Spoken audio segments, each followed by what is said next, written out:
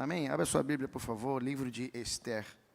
Esther, capítulo de número 5. Minha gratidão ao meu pastor Silas, Malafaia, pastor Silas Filho, pastor Odilta, pastor Josiane. Obrigado, pastor, por me receber mais uma vez.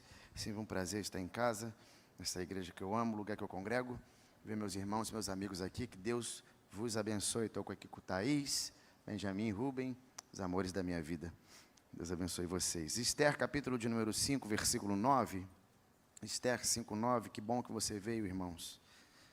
Que bom que nós estamos aqui reunidos hoje. Esther capítulo 5, versículo 9.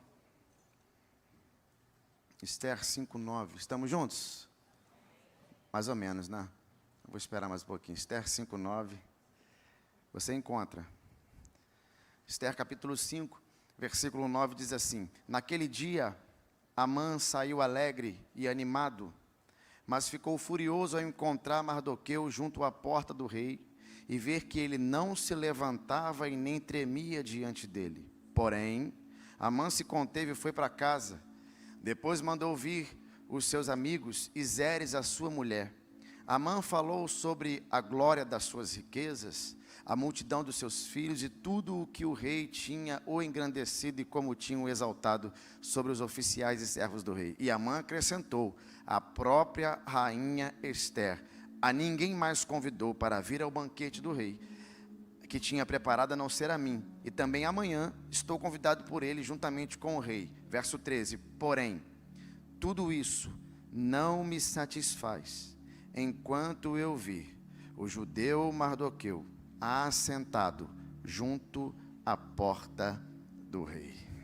Diga para quem está do seu lado: em hipótese nenhuma, saia da porta do rei. Amém? Você sabe que o livro de Esther, um livro impressionante, um livro extraordinário, deve ter ficado lendo ele aí uns 2 meses. Aprendi muito, muita coisa boa saiu desse livro para a minha vida. E eu gosto porque ele começa com uma festa que dura 180 dias. O rei Xerxes, também conhecido como Assuero, resolveu dar uma festa para todos os seus oficiais. E a sua real intenção, a sua vontade era mostrar para ele a sua majestade, a sua riqueza, a sua glória. E essa festa durou 180 dias. Quando essa celebração terminou, Assuero deu mais uma festa de 7 dias, só para os moradores da cidade de Suzã, a capital do império. E a Bíblia diz que essa festa foi regada por extravagâncias, por muito luxo e até vinho bebidos em taças de ouro. Paralela a essa festa, a rainha do império, uma mulher chamada Vasti, ela também dava uma outra festa em um outro ambiente do palácio, só para mulheres. Então veja que o livro de Esther começa com 2 festas, uma festa do rei e uma festa da rainha. Um dado momento a Bíblia diz que o coração do rei ficou alegre por causa do vinho, ele ficou embriagado. E ele queria que a rainha saísse da festa dela e fosse para a festa dele. E por um motivo que eu não sei te dizer qual foi, a rainha disse que não iria sair da sua festa e iria para a festa do rei. Por isso o rei ficou revoltado e destituiu. Vasti foi deposta do cargo de rainha, não estava mais no trono. Então o livro de Esther começa com 2 festas, uma do rei, uma da rainha, e uma rainha que perde o trono.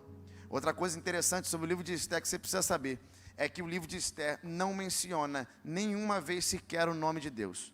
O nome de Deus não aparece no livro de Esther. Estudiosos dizem que isso aconteceu porque ele foi reescrito pelos persas. E os persas não dariam glória a outro Deus que não fosse o seu próprio Deus. Então eles omitiram o nome de Deus do livro de Esther. Sendo verdade isso ou não, a tentativa de não mencionar o nome de Deus não apaga a operação de Deus.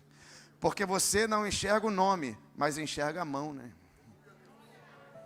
Quero começar pregando para você, te dizendo que os feitos de Deus não podem ser escondidos ou ignorados. Deus permite que pessoas prosperem, Deus permite que pessoas celebrem, Deus permite que pessoas façam banquetes, Deus permite até que tentem apagar o nome dele da história. Mas quando o rei decide levantar do trono, a história tem que se dobrar diante da sua poderosa vontade. É por isso que nós ainda estamos aqui, é por por isso que você ainda está vivo, é por isso que ainda existe igreja, querendo mencionar o nome dele ou não, querendo dar honra para ele ou não, querendo a história reconhecer quem ele é ou não. A única resposta que a igreja vai dar para o mundo foi Deus. Não dava para sair livre daquele acidente, irmão, foi Deus. Não dava para sobreviver àquele diagnóstico, foi Deus. Não dava para chegar vivo até essa noite, foi Deus. Sobreviveu a 2022, passou por 2023, chegou vivo em 2024, respirando em 2025. É a mão poderosa do nosso... Eu preciso de alguém para reagir a essa palavra. Ei, se você chegou, se você está e vai permanecer, é porque Deus colocou a mão sobre a tua vida. Alguém pode me ajudar a adorar a Ele aqui nessa noite? Uou! Tá, mas vamos devagar. Eu vou chegar aqui onde eu li. Pastor, por que Esther, por que Vasti foi destituída do cargo de rainha e o rei nem ouviu o que ela tinha para dizer? Não sei, irmão. Por que o rei mandou uma rainha embora, ouvindo o conselho de um homem que estava embriagado? Não sei. Pastor, por que o rei não esperou mais um tempo para tomar uma decisão como essa? Eu também não sei. Mas de uma coisa eu sei: tinha que ter um espaço para Esther entrar, né? Sabe qual é a verdade? É que você não vai conseguir explicar tudo que você viveu para explicar onde você chegou. Os teus amigos não vão entender, os teus parentes não vão entender, e nem você na íntegra vai conseguir explicar como foi todo o processo para Deus te colocar onde você está. Mas eu sei de uma coisa: você está destinado a viver tudo aquilo que o céu sonhou a teu respeito. Cargos ficarão vagos, promoções baterão na tua porta, pessoas vão te procurar para te abençoar. E quando alguém perguntar como é que foi isso, você vai dizer: eu não sei como é que foi, mas eu sei absolutamente quem fez. Foi a mão poderosa do nosso Deus. Você vai ver, o livro de Esther, ele é composto de 4 personagens, 4 grandes personagens. Primeiro, um rei chamado Xerxes, um vilão chamado Amã, um judeu chamado Mardoqueu e uma órfã de pai e mãe chamada Radassa, que teve seu nome trocado para Esther, que significa estrela. Irmão, olhe para cá: só a mão poderosa e invisível de Deus pode pegar uma órfã e transformar ela numa estrela. Coloca ela no cargo de rainha e ainda usar ela como canal de libertação para toda uma nação, porque você não vê o nome, mas enxerga a mão. A Bíblia diz que Amã era um agagita, descendente de um rei chamado Agag. Agag era um amalequita, antigos inimigos de Israel. Então Amã, ele é um agagita. Agag é aquele rei que Deus mandou matar, Saul preservou. Então Samuel foi lá e matou, porque quando o governo falha, Deus levanta profetas, né? Então a Bíblia diz que Samuel matou Agag. Agag era um descendente dos antigos inimigos de Israel. Então veja isso aqui é poderoso, porque Agag não é só um amalequita, Agag também é um nobre. Na verdade, ele é o mais importante dos nobres. Por quê, pastor? Porque usa o anel do rei, aquele que sela os decretos da Pérsia. E quando os decretos da Pérsia eram selados, eles não podiam ser revogados. Então, porque ele era um nobre e tinha um anel, pessoas se dobravam diante dele, pessoas reverenciavam ele, pessoas davam louvores a ele, com exceção do judeu Mardoqueu, que disse que não ia se dobrar diante de Amã. Amã ficou revoltado, ficou furioso e resolveu exterminar toda uma nação por causa de um homem. Só que escute, isso aqui não é só um problema de 2 homens. Isso aqui não é só uma guerra de 2 pessoas, isso aqui é uma guerra de geração. Isso aqui é a guerra do Deus de Amã contra o Deus de Mardoqueu. Isso aqui é uma guerra de um amalequita contra um judeu que não se dobra. Então Amã está entrando numa guerra, só que ele não entende que ele está entrando numa guerra que não pode ser vencida. Irmão, olhe para cá: você trava algumas batalhas só por causa do Deus que você serve. Mas escute isso: você também nunca perdeu uma guerra por causa dele. A mãe não entende que está entrando numa guerra que não pode ser vencida. Se a mãe lesse só um pouquinho da história, irmão, ele ia perceber que não dá para vencer. Se ele lesse um pouquinho da história, ele ia ver que Deus arrancou um homem de uma terra chamado Abraão, fez ele ser peregrino na terra, fez ele ser pai com 100 anos de idade. E quando Abraão entrou numa guerra contra 4 reis, Deus fez ele vencer a guerra com 300 homens. Se Amã fosse inteligente, ele ia ver que Deus pegou um cara chamado Moisés com um cajado na mão e 10 pragas e arrancou quase 4 milhões de pessoas diante do maior império da terra, que era o Império Egípcio. Se ele fosse inteligente, ele ia ler a história, ele ia ver que um dia um homem chamado Josué sucedeu Moisés, e na hora de entrar na cidade de Jericó e derrubar o muro, não pegou em picareta, não pegou em pá, não usou britadeira, mas tocou trombeta e o muro caiu. Se Amã fosse inteligente, ele ia ver que tinha um cara malhando trigo no lagar, chamado Gideão, e ele fala dele mesmo: eu sou o menor da casa. E Deus gosta de usar menor para fazer coisas maior. Ele não consegue entender que Deus não pode ser vencido. O seu Deus é um Deus que nunca perdeu uma Eu preciso de alguém para acreditar nisso. As guerras que você trava são travadas pelo teu Deus, e não adianta se levantar, querer afrontar, porque quando Deus decide fazer, a terra tem que se dobrar. Eu preciso de alguém para acreditar nisso. O mundo festeja carnaval, adora outros deuses, mas ninguém pode revencer o Deus dessa terra, o Deus desse lugar, o Deus dessa igreja.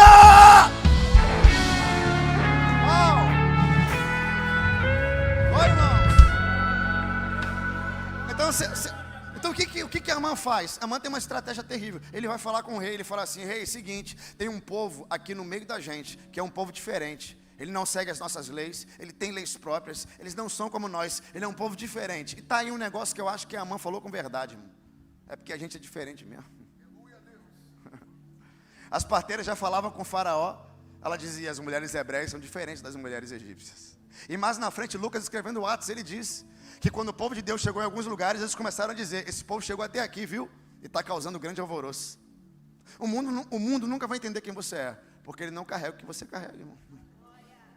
Vão te chamar de Bíblia, vão te chamar de fanático, de terrivelmente evangélico, de qualquer outra coisa, mas quando a trombeta tocar e o céu abrir, eles vão descobrir quem tem razão nessa terra. Então o que Amã faz? Amã consegue convencer o rei. O rei lança o decreto da data, da hora e da dia que os judeus precisam morrer. Quando a notícia chegou para Mardoqueu, o que Mardoqueu fez? Rasgou as vestes, colocou terra sobre a cabeça, colocou pano de saco e foi andando pela rua gritando em alta voz, em amargura. Alguém chegou e falou com Esther, que nessa época já era a rainha, e disse: ó Esther, teu tio, teu pai está lá no meio da rua gritando, está triste, está em amargura, está com a roupa rasgada, vestindo com pano de saco. Aí Esther fala assim: então faz o seguinte, leva a roupa nova para ele. Quando a roupa nova chega para Mardoqueu, ele pega a roupa nova e diz: não quero. Quando ele rejeita a roupa nova que a Esther mandou, ele está mandando um recado para ela. Pastor, que recado ele está dizendo? Não adianta querer amenizar as coisas com roupa nova. Roupa nova não vai resolver o problema. O que ele está dizendo para ela? Não adianta você querer mudar, nós estamos numa guerra. Porque tem hora, irmão, que não é para a gente sair para comprar roupa. Tem hora que não é para sair para estourar cartão. Tem hora que não adianta sair para comer, para viajar, para esquecer. Tem hora que o teu inimigo precisa saber que você está posicionado, sabendo exatamente quem ele é e quem você é. Quando você deixa de estar lá fora para vir aqui para dentro, você está mandando um recado para ele dizendo: eu vim aqui porque eu sei que a minha família não será perdida, que o meu ministério não está falido, que aquilo que o céu sonhou a meu respeito vai acontecer. Se posicione nessa noite, manda um recado para ele, mostra para ele que você sabe exatamente quem ele é e quem o teu Deus é. Amã não sabe que Mardoqueu está posicionado. Ele está mandando um recado para ele. Ele está dizendo: ei, eu sei o que está acontecendo, estou pronto para enfrentar essa batalha. Então o que ele faz? Manda um recado para Esther de volta. Diga para ela que eu não quero roupa nova não, eu quero que ela faça alguma coisa.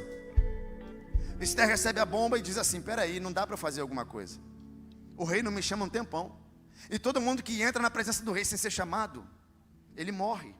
Eu não posso fazer isso. A notícia volta para Mardoqueu. Mardoqueu pega a notícia, lê e devolve uma bomba para ela, que talvez seja uma das frases mais fortes de todo o livro de Esther. O que ele diz? Avisa lá para ela que se ela não fizer nada, livramento virá de outra parte. Mas quem sabe, não foi por isso que ela chegou até onde chegou. Irmão, quando Esther ouve isso, pastora, ela se posiciona e deixa de ser um símbolo de beleza para se tornar um símbolo de resistência. Ela deixa de ser mais uma das rainhas da Pérsia para se tornar uma heroína da Bíblia. ela deixa de ser mais uma das mulheres que sentou no trono para se tornar um canal de salvação para toda uma nação. Olha para cá para te falar isso. Quando a oportunidade de fazer bater na tua porta, não corra para o conforto, corra para o confronto. Não se encolha, não se retraia, não desvie, mas vai para cima dele. Quem sabe não foi por isso que Deus mandou todo mundo embora no teu emprego e você ficou lá. Quem sabe não foi por isso que Deus te colocou no meio daquele povo. Quem sabe não foi por isso que você virou canal de salvação e coluna da tua casa. Quem sabe não foi por isso que Deus te trouxe aqui hoje. Você está proibido hoje de lavar suas redes sem antes jogar mais uma vez. Está proibido de entrar numa caverna por causa das ameaças de Jezabel. Está proibido de pendurar suas harpas no salgueiro. Ei, Deus te chamou aqui para te dar um ânimo, para recarregar tuas baterias e fazer você correr para cima do teu problema. Ei, não se acovarde, resista.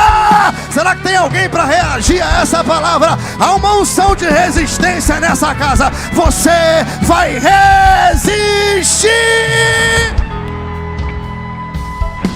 Resista.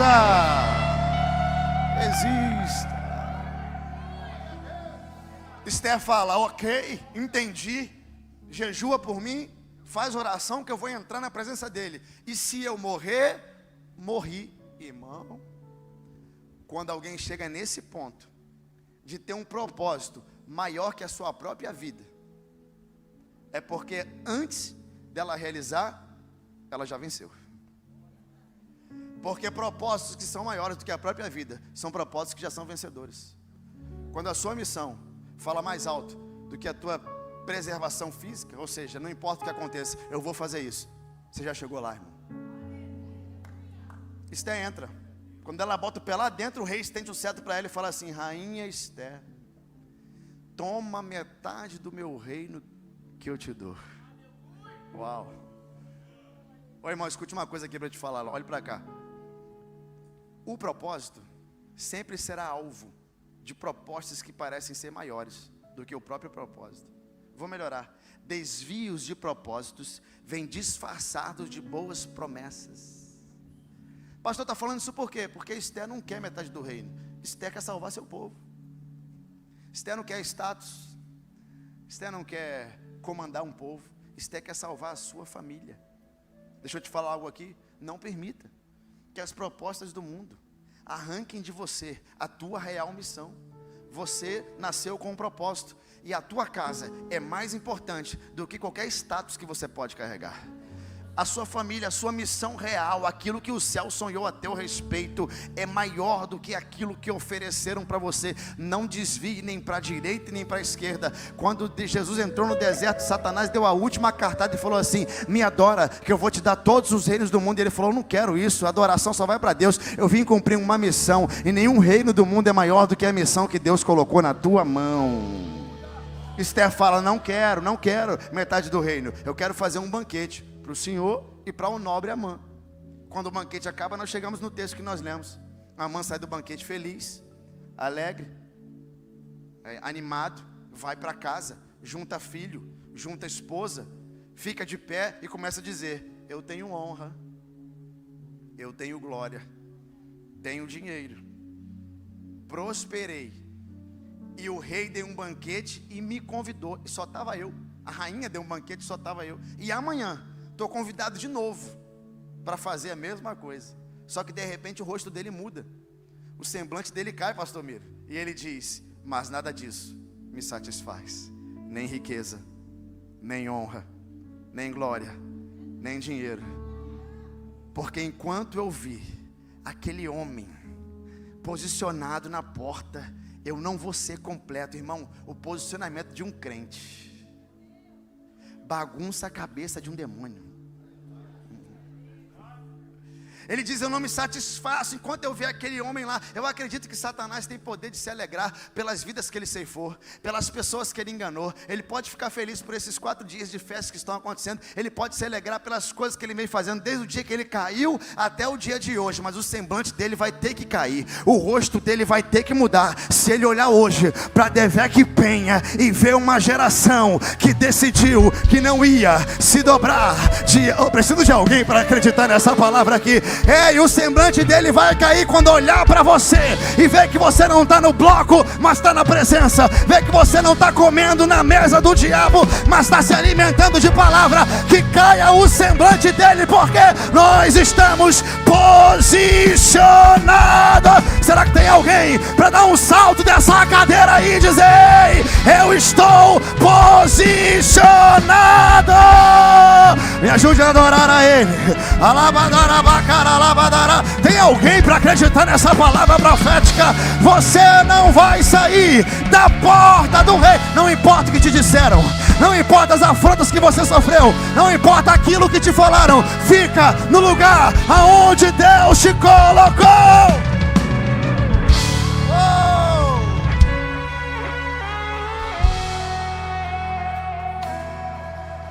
Aleluia, aleluia.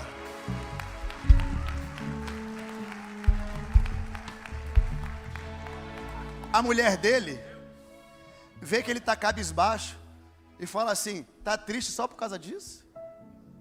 Faz uma forca. Faz uma forca. Ela dá até a altura. Faz uma forca de 22 metros. E enforca Mardoqueu lá, e tua tristeza vai se transformar em alegria. Ele compra a ideia, ele fala: fazer. Ele passa a noite inteira envolvido no projeto. Só que escute, enquanto Amã construía uma forca de um lado, o rei perdia o sono de outro. Ei, irmão, quando Deus quer honrar alguém, até o rei fica sem dormir. O rei levanta de madrugada, ele não quer comer, não quer dar uma volta, não quer ver amigos, ele quer dar uma olhada nas memórias da Pérsia. Eu sei que as memórias estavam no rolo, mas hoje eu vou fingir que é um cadernão. Ele passa a primeira página, ele passa a segunda página. Quando chega na terceira página, eu imagino Deus falando: é essa aí que você tem que ler, ó rei. Está escrito lá que Mardoqueu salvou a vida do rei. A Bíblia diz que ele estava na porta e ele viu que tinha um complô para matar o rei. E o que ele faz? Não só se posiciona como alguém que está na porta, mas se posiciona por interceder por alguém que não faria nada por ele. Mardoqueu está salvando a vida de um rei que não salvaria a sua própria vida. Mardoqueu está fazendo algo por alguém que não faria a mesma coisa por ele. Pastor, por que ele está fazendo isso? É porque é isso que homens e mulheres de Deus fazem. Nós somos o único povo, irmão, que compra a briga dos outros sem nem conhecer o outro que é. Já viu quando o pastor fala assim: vamos orar para fulano de tal? Você não sabe quem é, mas a gente ora. Por quê? É essa a nossa natureza. Eu já jejuei por gente que eu não conhecia, porque a igreja estava jejuando, eu jejuei também. Ou seja, entrei na guerra de alguém, porque é isso que homens e mulheres de Deus fazem. Então o que Mardoqueu faz? Entra na guerra, salva o rei. O rei viu o registro e falou assim: ué, esse cara salvou minha vida, ninguém fez nada por ele, não é? Eu imagino alguém falando: não fez, e ele também não veio pedir. Não pediu para ser pastor, não pediu para aumentar salário, não pediu para sentar na frente, salvou a minha vida e voltou para a porta. O que o rei diz? A gente vai resolver isso hoje. Quem é que está no pátio do palácio? Quem está entrando é Amã. Amã tem uma proposta. Qual é a proposta? Enforcar. E o rei tem uma outra proposta. Qual é a proposta? Honrar. Então tem duas propostas que estão se encontrando no pátio do palácio: a de enforcar e a de honrar. Elas vão se chocar. Eu acredito que quem fala primeiro ganha. Então Mardoqueu, Amã está entrando para enforcar e o rei está saindo para honrar. Quando eles se encontram, o rei fala: Amã, estou querendo honrar alguém. Amã esquece tudo, porque Amã tem um problema, uma síndrome. Qual é, pastor? Ele acha que tudo é dele, por ele e para ele. Quando o rei fala: eu quero honrar, ele fala: opa, é comigo. Esqueceu Mardoqueu, esqueceu tudo. Falou assim: o senhor quer honrar como? Não, estou querendo honrar alguém. Ele acha que é ele que tem que ser honrado. Aí o que ele diz? Eu tenho uma ideia. O senhor pode honrar alguém assim, ó: pega as tuas vestes reais e põe nele. Veste ele como rei. Faz melhor, pega um cavalo, teu cavalo, aquele cavalo bonito que o senhor trota, bota ele em cima do cavalo. E tem mais, pega um nobre e manda esse nobre puxar o cavalo por toda a cidade gritando. É assim que o rei faz quando ele quer honrar alguém. O rei diz: uau, Amã, que palavra poderosa. É isso que a gente vai fazer. Amã, é isso? Então tá, posso fazer? Pode começar a fazer. Vai lá na porta. Mardoqueu está lá sentado, salvou minha vida, fez o que ninguém pediu, não veio pedir nada, mas sentou lá e continuou. Então você vai lá, bota a veste nele, bota ele em cima do cavalo e vai você mesmo puxando e dizendo: é assim que o rei faz quando ele quer honrar alguém. Eu tenho uma boa notícia para te dar: toda a renúncia que você fez, toda a obra que você realizou, tudo aquilo que você abandonou pelo reino, todo o trabalho que ninguém te reconheceu, fique tranquilo, o reconhecimento da terra falha, mas o do céu está registrado. A honra do céu não se atrasa. Aleluia.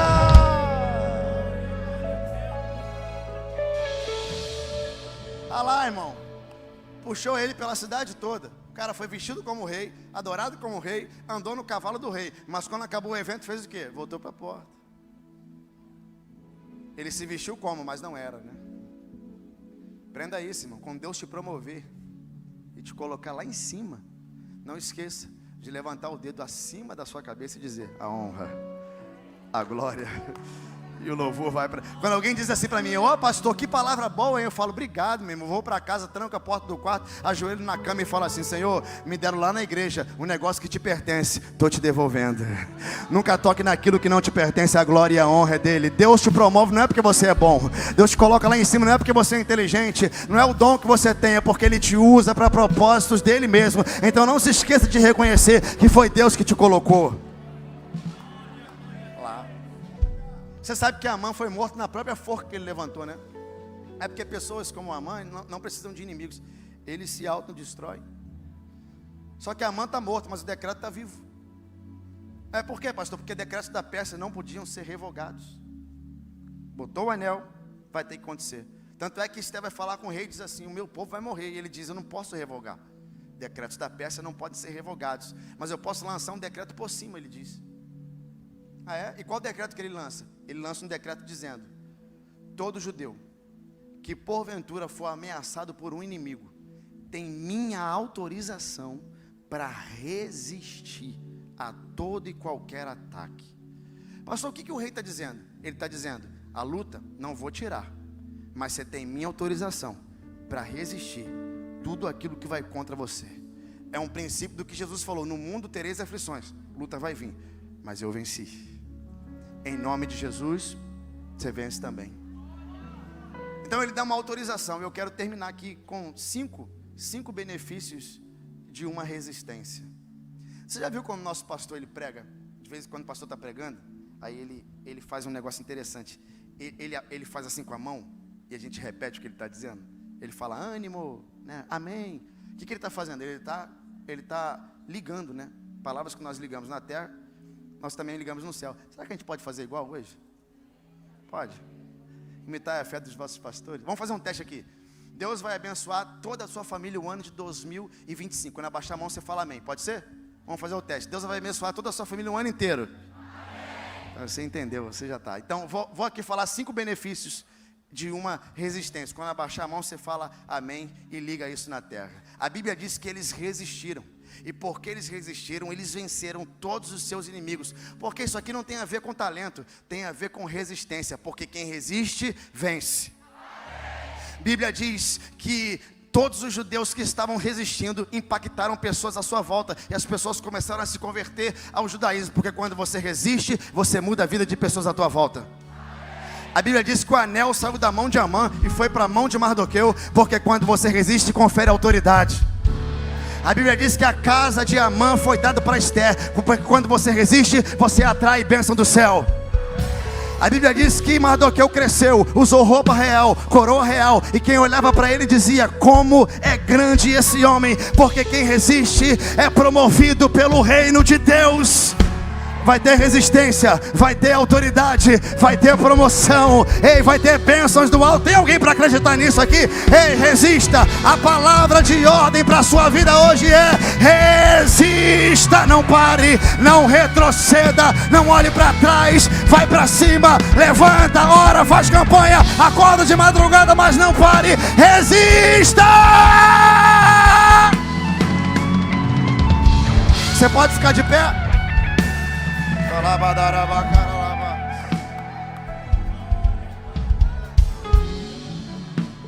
Escute. Houveram 3 fases na vida de Mardoqueu. Primeira fase, antes do problema. Segunda fase, no meio do problema. Terceira fase, depois do problema. Antes do problema, em pé, enrijecido, não se dobrava para ninguém. No meio do problema, pano de saco, cinza sobre a cabeça, amargura na voz. Depois do problema, exaltado por Deus. Você precisa entender que a exaltação de Deus é diferente da exaltação do homem, né? Todas as fases que ele passou, tanto de pé, como deitado, como exaltado, foi na porta. Pastor, mas eu não quero ficar na porta. Você precisa entender que a porta não é um lugar qualquer. Davi disse, mas vale, eu prefiro estar um dia na porta da casa do meu Deus do que nas tendas da iniquidade. E Jesus disse, eu sou a porta, aquele que passar por mim encontra a salvação. Não tem outro jeito de chegar no palácio, a não ser passando pela porta. A porta é o lugar onde você decide onde você vai ficar, se é do lado de fora, se é do lado de dentro. A Bíblia está cheia de alusões à porta, e até um coxo na porta do templo foi encontrado por 2 discípulos cheios do Espírito Santo, e ao invés de ser curado e ir para fora, ele resolveu ser curado e ir para dentro. Entenda, o melhor lugar que você pode estar é no lugar que Deus te colocou. O lugar mais seguro da terra é o centro da vontade de Deus. O Salmo disse, aquele que habita, não é quem visita, é quem habita no esconderijo do Altíssimo, a sombra do Onipotente encontra descanso. Eu tenho uma palavra profética para alguém aqui, em nome de Jesus. Você vai voltar para o centro da vontade de Deus. Eu quero declarar que nenhuma cadeia vai te prender, que nenhum problema vai te destruir, que nenhuma proposta do diabo vai arrancar você do lugar que Deus te colocou, porque o nome sobre todo nome tem poder de quebrar toda e qualquer cadeia. Levante as suas mãos e me ajude a adorar a Deus aí. Será que tem alguém para reagir a essa palavra?